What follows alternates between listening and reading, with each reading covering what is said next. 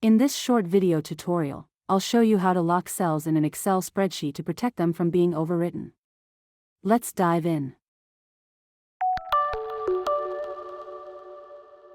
Here we have a table showing sales made by Mark, Steve, and Mary over 3 months, June, July, and August. At the bottom, we have formulas that calculate the total sales for each month.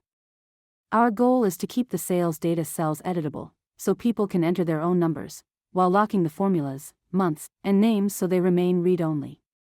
Here's how to do it. Step 1. Lock all cells in the sheet. To do this, click the top left corner of the spreadsheet to select the entire sheet. Right-click anywhere, choose Format Cells, and go to the Protection tab. Make sure the Locked option is checked. This ensures all cells in the sheet are locked by default. Click OK to confirm. Next, select the cells where users will input their data, in this case, the sales numbers.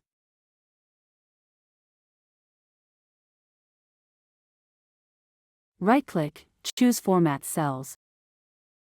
Go to the Protection tab, and uncheck the locked box.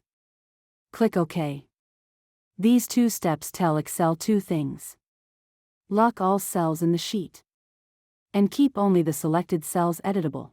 To apply the rules, go to the Review tab, then click on Protect Sheet. You can set a password if you want extra security, but for now we will keep it blank. Now we need to allow users of this sheet to select unlocked cells to enable editing the data. To do this, check the Select Unlocked Cells option. Click OK to complete. Now let's test it. Try entering a value in the editable sales cells. It should work without any issues. Next, try typing in the locked cells such as formulas, months, or names. Excel should prevent you from editing these cells, confirming the protection is active. To remove protection, go to the Review tab, click Unprotect Sheet, and all cells will be unlocked for editing.